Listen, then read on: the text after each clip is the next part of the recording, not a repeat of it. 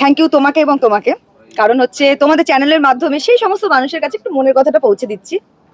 ওই আমায় দেখে জ্বলছে যাদের, চাইছি তাদের বলতে পিএমপিসি না করে তুই তোর চরকায় তেল দে।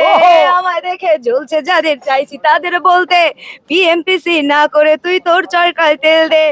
যাদের ভাবি বড্ড কাছের আমার আপনজন, তারাই আবার করছে কাঠির সামনে প্রিয়জন। ও যাদের ভাবি বড্ড কাছের আমার আপনজন, তারাই আবার করছে কাঠির সামনে প্রিয়জন।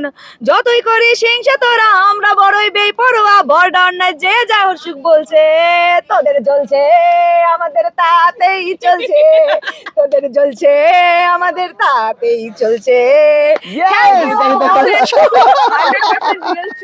এখন এটা বলে দিই আমি, একদম মানে 100% খাঁটি চুল, এটি কোনো নকল চুল নয়, সরকারি আর্ট চিহ্ন লেখা আছো তুমি আমার গানের আসলে আমরা সোশ্যাল মিডিয়ায় বা অনেক ক্ষেত্রেই অনেক কথা আমাদের বলার থাকে, অনেক খারাপ লাগা থাকে, ভালো লাগা থাকে, শিল্পী তো তো শিল্পীদের ইমোশনটাও একটু বেশি হয়। তারপর অনেক সময় অনেক কথা আমাদের কানে ভেসে আসে যেগুলো আমরা হয়তো আশা করি না, কিন্তু প্রচন্ড মনে দাগ কেটে যায়।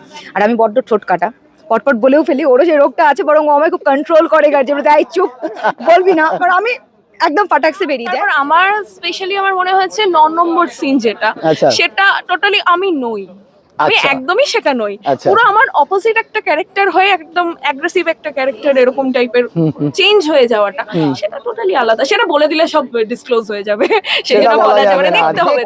মানে খোলা কথা বলছি, মনে হালকা দুঃখ রেখে, যে ধরনের বা যে স্পিডে কাজ আমি করি, ঠিক ততটা স্পিডের কাজ এবছরটা আমি পাইনি, কারণ চিৎপুর যাত্রা জগতে এবছর আমার প্রথম বছর। এর আগে আমি মেদিনীপুরে ছিলাম, আমার নিজস্ব দল ছিল, 4 বছর চালিয়েছি নবমন অপেরা, অনেকে চেনেন অনেকে চেনেন না। তো সেখানে আমি টপে কাজ করতাম, সেখানে এসে এখানে দাঁড়িয়ে কাজটা ঠিক নিজের মতন করে পাইনি। তবে যে কটা সিন পেয়েছি, যতটুকু পেয়েছি, অভিনেত্রী তো যে কোনো চরিত্রে নিজেকে সাবলীল করতে হবে, এটা আমি নিজে মনে করি। ওই জন্য প্রত্যেকটা সিনই আমি খুব মন দিয়ে করছি। এখানে যে খুব ভয় পাচ্ছি যে এই সিনটা কি হবে, এরকম কোনো জায়গা আপাতত এই বছর আমার।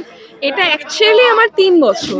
প্রথম বছর করেছিলাম একটি মেদিনীপুরের দলে, জয়গুরুতে করেছিলাম প্রথম বছর। আর লাস্ট ইয়ার আমি কাজ করি দেবী বন্দনা যাত্রা সংস্থায়, সেটা হচ্ছে আমি সোনার টুকরো ছেলে, খুব হিট একটি পালা। সেই পালাটির পর ওখানে চরিত্রটা একদমই অন্যরকম ছিল, মুখ্য চরিত্র অরূপ ব্যানার্জির পরের ক্যারেক্টার যেটা ছিল।